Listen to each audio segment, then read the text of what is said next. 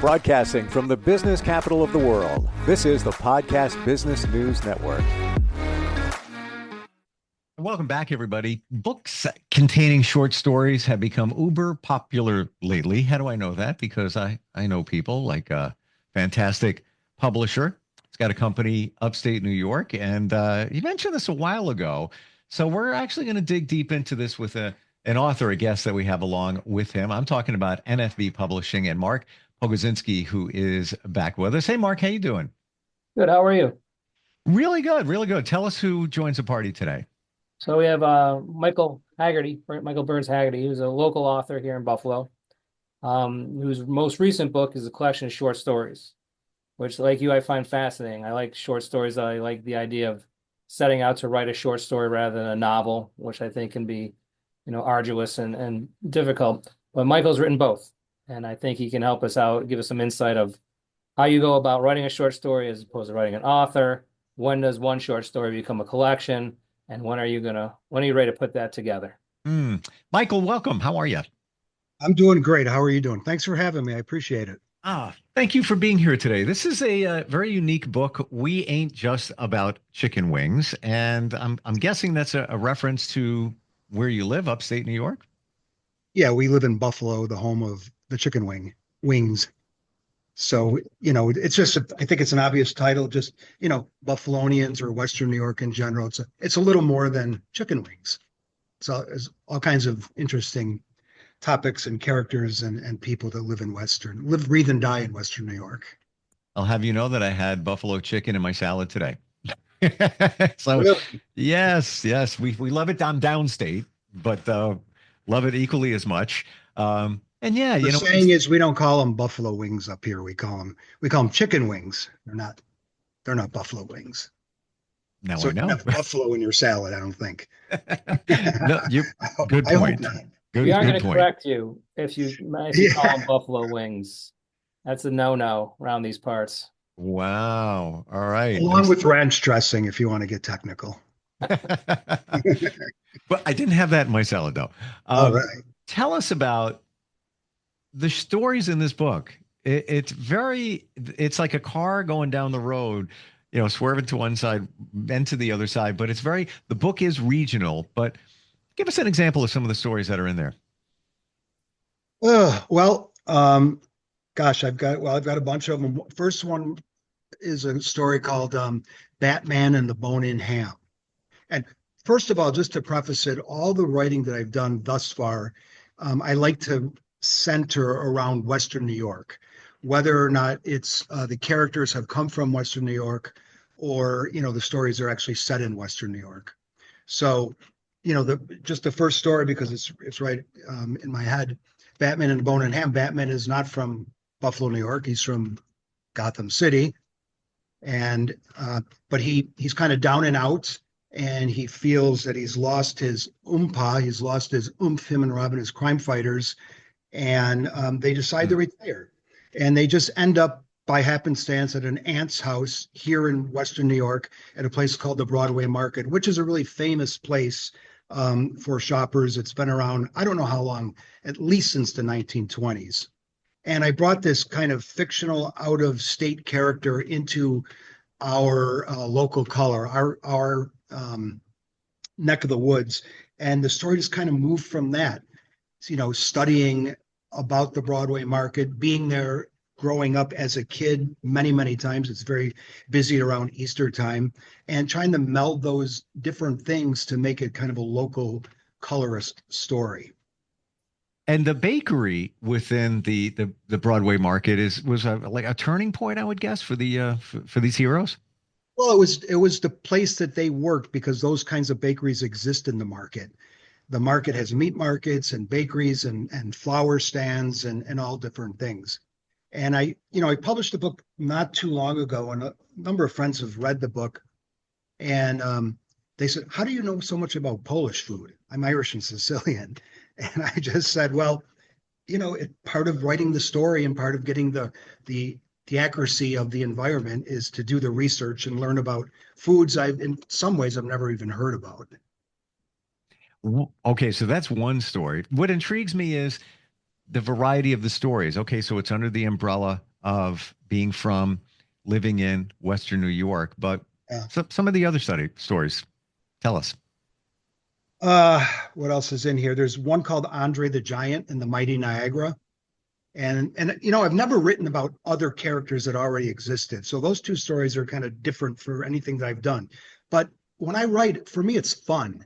And I like to sort of stretch the boundaries and make fun and interesting things happen and put characters that you may associate to be in a different place into my place, into our place here.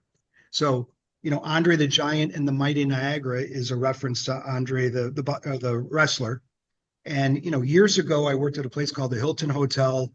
I was a waiter, and I looked across the bar and I did see Andre the Giant sitting at the bar with a bottle of wine in his hand. And I just remember that bottle of wine looked like a beer in any other hand. He was big. He was massive. He was this monster guy. Like, really? I just want to double check here. Are we talking about you did see somebody like this? Like it was? No. I saw Andre the Giant. I worked at the wrestler? He was at the Hilton Hotel. Yeah.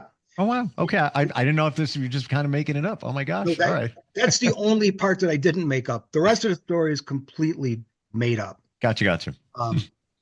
But I just saw him and he had this bottle of wine in his hand. It looked like a beer. He was a monster. And he, to me, for whatever reason, clicked in me. And this was when I was a waiter many, many years ago. He looked kind of,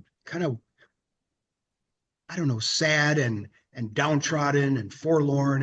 And that just stuck with me. So he somehow ended up in my head to, doing the story where a couple of guys take him out on a night partying and binging and drinking. And he's in and out of this euphoria and the sadness. And he does this crazy, weird thing by jumping into the Niagara River. The section I described it is known for just really fast waters, and nobody could really survive that. Either could he have, by the way, but he did, and he conquered his fears. And I don't know, that's just the way my story went. How do you decide what to put in short stories, books that contain them? Very different, that collection, as opposed to doing a full novel on something. How do you decide what stories to put in a book? And is it more fun? You've written a novel before, correct? I have. Yeah. The difference. Share that. I would love to hear it. Well, I think I may have cheated on my novel because in some ways my novel is a string of vignettes. Very quickly, years ago, I did hitchhike cross country with a friend of mine. And, there was no story in that. It was just an experience we had as kids, really, 18, 19 years old. And, years later, I came across a journal that I had, which was written on a little 3x5. It was nothing. It was tiny. And it said nothing really, might say Louisville, the date, walked across the bridge, Louisville's pretty, had beans at night, slept in the field under the stars. Next day, got up, hitchhiked, ended up. So no story really whatsoever. However, that little journal gave me a guide and a roadmap of where we had gone at that time. And from that, I was able to capture with some memory and then just stuff that I made up all along the way about what would be kind of a cool book to write about these teenagers hitchhiking around the country. But I didn't want to write a journal, and nobody really cares, in my opinion. You have to create a story around it. So we created this story where these two boys, the one in particular, is looking for his brother who disappeared after his mother died, and they wanted to have an understanding of why, and they wanted to reach him. So even though it was a novel, there were a lot of characters, but there weren't a lot of characters that needed a lot of development. It was really about the two main characters who were developing and learning along the way, along the road, gaining, experience and, more importantly, wisdom. And then finally, to make it, quote unquote, a book or a novel or a story with a conflict, they were able to meet this brother and find out why he had left the family in the first place. So in essence, the novel kind of was a little bit of a book of short stories in a way. In a sense, it was a series of vignettes that connected, but it was kind of a series of short stories, I think. we ain't just about chicken wings. We ain't You know, just about chicken yeah, wings. the collection about the short stories.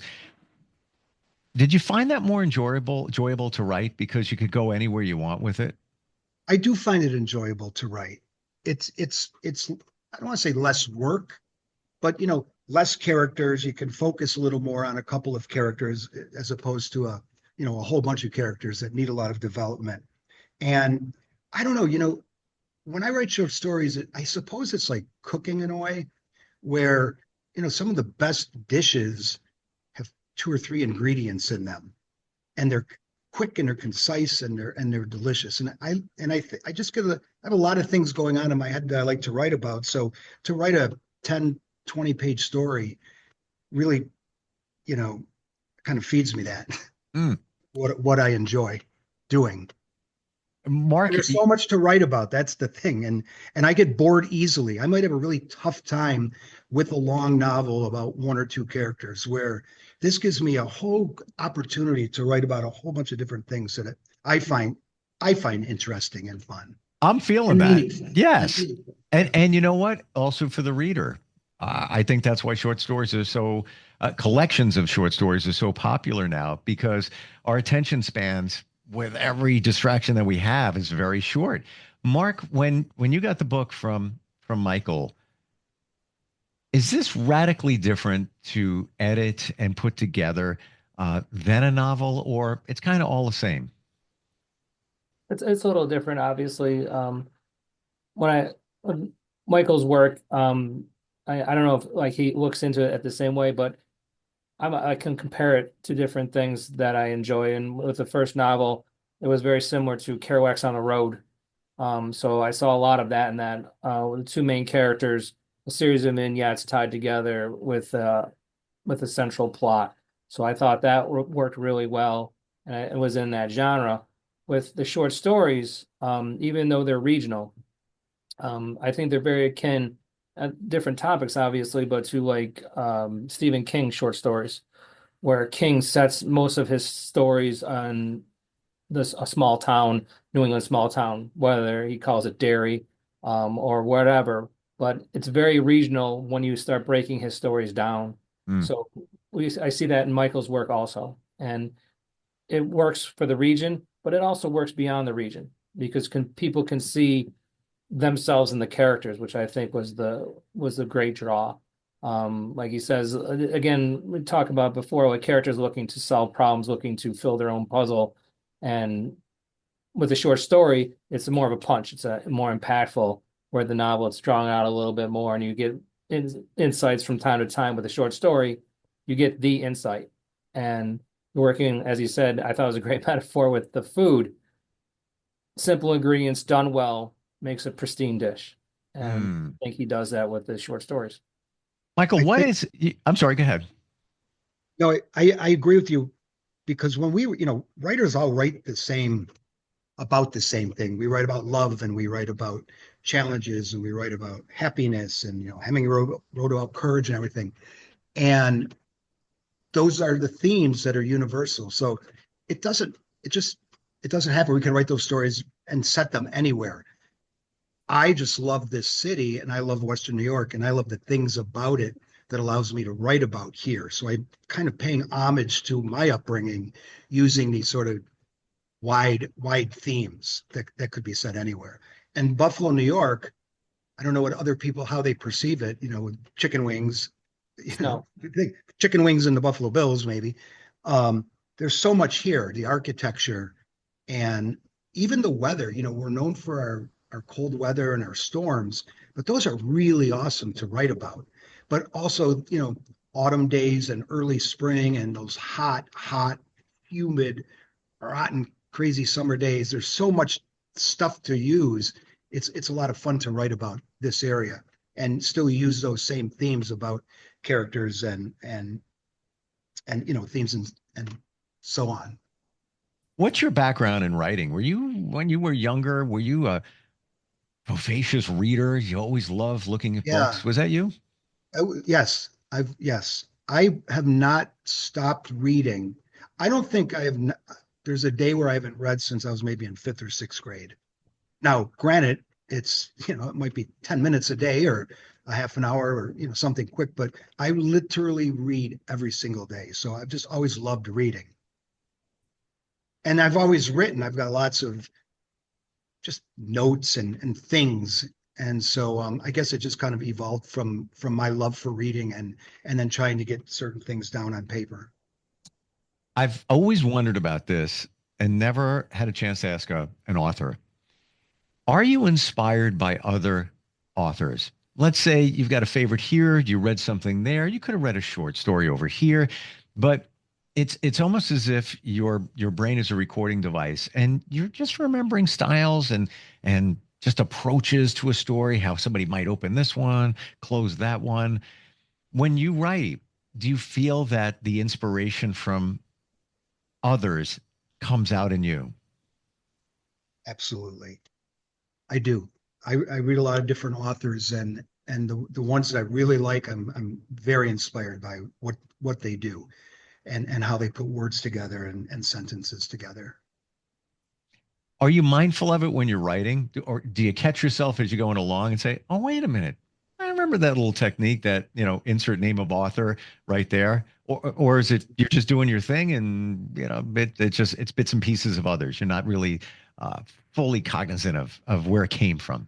Most of the times it's probably bits and pieces and not totally cognitive. Once in a while, I pay homage to someone. I'll create a story that's almost an homage of that particular author. Not very often, once or twice. But Hemingway was a big influence growing up. His short stories in particular. I've read a few of his books. Well, I've read all of his stuff, but in the last couple of years, I've read For Whom the Bell Tolls, and they're great books, but for whatever reason, where I'm at in my life, they don't really stand up for me any longer too much. However, the short stories just knock me over, and some of the style that he had written in. So I might find myself at some points paying homage to him, but mostly no. I try to find my own way of writing, my own style, and my own voice. But all these others kind of do percolate within me sometimes. I feel he's sort of like a forgotten author. And granted, many years ago, but he did so much, had a very interesting life. I went down a rabbit hole, and I think it may be because of Mark. He's mentioned him once. And then I started learning about him and everything, his personal life too. I mean, he was prone to accidents. All these crazy things would happen. But I think we forget about these authors from, turn of the century, the 1900s around there. Great works of art, really. They truly are. I mean, Hemingway became this macho super bullfighter, then you read more about him and you found out he probably wasn't the nicest guy in the world. But then just read a story called, Cat in the Rain. It's a beautiful story. It doesn't sound like that man would have written that story, and yet he did. And that's what I really found best about him was the actual stories that he wrote. Mark, how would you describe Michael's style when he writes? Anything that comes to mind? There's a certain wit to him, but there's also an underlying of, again, that sadness that someone's in search of something. And I think that's similar to where we live, where, clever, boisterous on the outside, but deep down, we're all looking for something. And you could tie it to our sports teams, you could tie it to our weather. But I think Western New York has that interesting, optimistic pessimism about us. We believe everything is going to work out well, but we know it's not. And I think that comes across in his writing. And you see that in a lot of the writers, and like Hemingway, his short story. One of my favorite ones is Indian Camp, which is about a pregnant lady who has to have a C-section, but it ends horribly because everything seems to be going well. They save the woman's life, the doctor, and the husband winds up committing suicide at the end of the story. But the way Hemingway writes it, the doctor feels euphoric after delivering the baby in the most graphic way possible. And I recall it because it's an interesting description. He felt the way a football player does after a game. And that's how Hemingway described a man who did a C-section in a rundown hut, bark peelers. And so happy, but missing the point. and underneath that point is a sadness. And I think Michael's work represents that, the idea of longing, the idea of maybe never finding it, but never giving hope that you're going to find it. So that's what draw me to his writing. Wow. There is a sense I detect from everybody I connect with from Western New York, an interesting, deep pride. I feel that with everybody. Does that resonate with you, Michael? It does. It certainly does. There is a deep pride in this area, I think.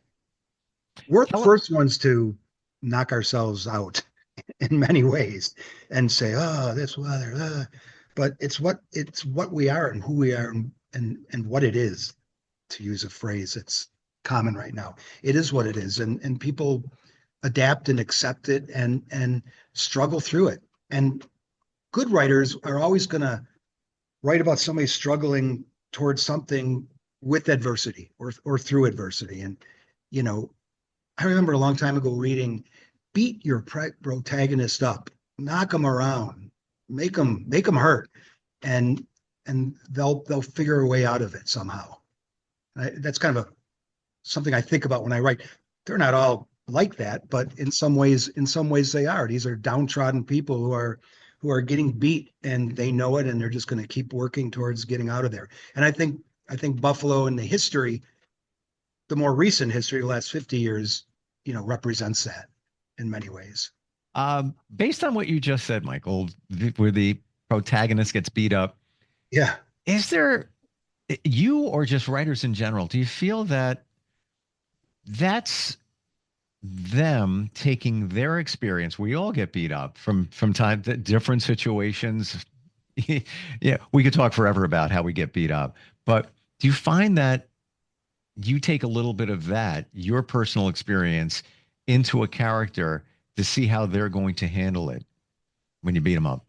Yeah. Sometimes it's not really me, but it's people that I've seen or people that I've known. Or, there's a story called Crash about this kid that just cannot be accepted from, he's a young gay man, and he can't even be accepted by the gay community. He's a mess in many ways, and his name is Crash. It's one of the short stories. And, I just knew a guy like that years ago, and that's where that came from. It wasn't necessarily myself. I don't write a lot about me per se, but I write a lot about people I've met or people that have told me stories, or I've seen their pain, I guess. I'm guessing that it's the observation of those around you, because when you said that, observation, I always wanted to be a syndicated cartoonist, and came very close in my low 20s. And then I was already doing broadcasting and then went in that direction. But as soon as you said that, I had a picture of a character in a comic strip that I loved working on. His name was TJ. He was Ronnie down the block. Yeah. Ronnie had dark glasses on, beard, mustache, long hair, didn't really talk a lot, but was very smart. And I took, his qualities and then, made him a cartoon character along with others. And I kind of feel the same way, writers, yourself include, authors do that, take people around them and take the pieces and make that perfect dish when they write a book. Yeah, you can observe human behavior in a lot of ways. Yeah. Final question about We Ain't Just About Chicken Wings. Can't ignore the cover. Oh, you like that? Yeah, I could describe it. I'd rather have you do it, Michael. Well, my wife and I were in a restaurant, an outdoor patio restaurant bar in Lewiston, New York. And this woman came in with a pink chicken. And she, and I said, "May I take a picture of your chicken?" She's like, "Sure." And she just put it in her hand. And I just snapped the picture of the pink chicken. And, Mark and his crew, I sent them the photo and I said, can you do something kind of fun and whimsical and abstract, kind of like the other collection of stories I wrote called Sweet Cheeks and More Tales from the Nickel City. And he nailed it. I mean, I really loved the cover. So, yeah. And I think that when I saw that chicken, and maybe that's how the title came, or, it just came from somewhere. And I thought, well, what am I I guess I had a title first. I said, what am I going to do? What's the title going to look like? And I was thinking of drawing chicken wings. I don't know. And I found that picture in my phone and I said, let's do it. And he knocked it out of the park, really, I think. It grabs your attention. It is a pink chicken, and looking up at the chicken as if the chicken is like some kind of, God. He uses, pink and lime green and yellow, not colors you may want to wear unless it's 1967, maybe. And he does a nice job with that vision I had. I really like it a lot. Final question on all of this. Was the chicken really pink, or was it just the light on the chicken? They dyed it. It was a dyed chicken. Wow. It was a dyed chicken. The chicken dyed pink. I mean, it's got not just the chicken, but this big plume on its head. Yeah, it was. Yep. It's crazy, but that's what makes it fun. And the font and the color of the font, this yellow, it all works. And man, it gets your attention. Fantastic talking with both of you today. NFBpublishing.com. If you're ever considering a starting point of writing a book, and Mark and his team take care of everything right down to the cover. And if you want to get crazy with chickens, pink chickens, we can do that. We can do that. And it's my first book was sepia. So, we've improved quite a bit. Sepia to, outrageous pink chickens. So sepia being like it's just more monochrome, correct? Exactly. Gotcha. Okay. Thanks for being here. Love talking with both of you, Mark and Michael. Really appreciate it. Okay. Thank you. Thank you. Thank you. We'll be right back.